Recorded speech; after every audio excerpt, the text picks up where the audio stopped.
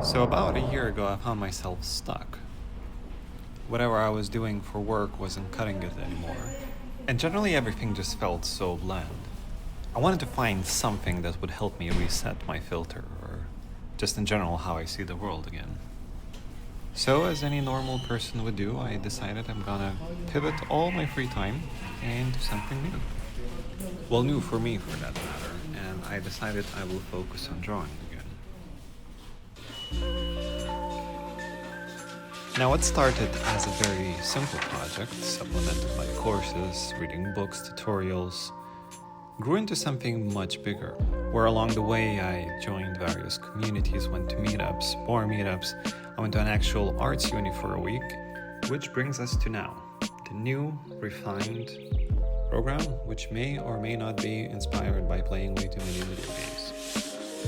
Naturally, at the beginning, you want to ask yourself the question, what is your first goal?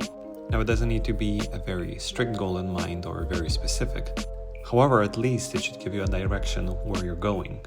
Do you want to learn to draw better? Do you want to learn to paint? Do you want to get a foundation in your skill set to understand composition or to create things out of imagination?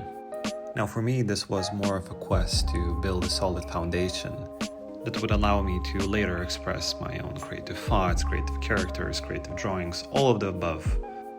So how do you start leveling up? Well, one way to look at it, and the way I looked at it, is to split up into two basic parts. Part number one is your ability to create the motion on a canvas, and part two is your ability to understand the motions that you're creating.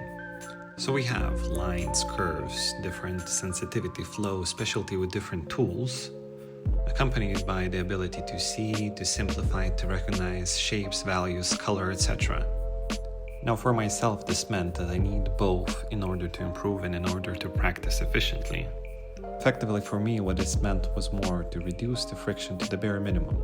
The friction that it is from your mind to your hand, how you can make a circle, how you can make a square, all those things get a lot easier if you do it more.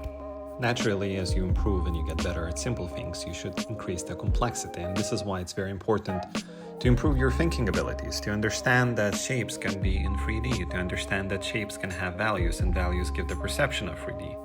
Or how you can create volume impressions, and so many more things that are there. The possibilities are close to endless. That's why an art career is actually a never-ending learning, as there's always more to learn.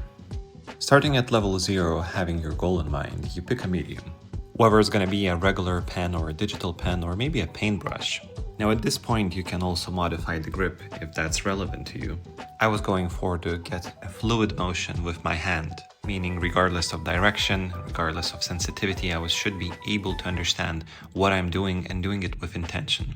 Now, I usually use this level for warm-up, which brings us to level 1, which is basic shapes. Here I include these basic shapes such as squares, circles, ellipses, all those items that help you later use simplified form when you're doing the actual drawings. You might have heard that in order to join one of the old masters' workshops, such as Da Vinci Workshop, you were required to be able to draw a nearly perfect circle. This brings us to level 2, which can still be part of your warm-up, is practicing 3D objects. Now here for myself, I also added cubes, spheres, cylinders, some organic shapes to make it more interesting, and ideally you want to practice from real-life references, so finding objects in the house that can help you see better, understand better, and just being able to represent it on the canvas. Which finally brings us to level 3, applying those simplified shapes into real-life objects, depending on the topic that you're studying.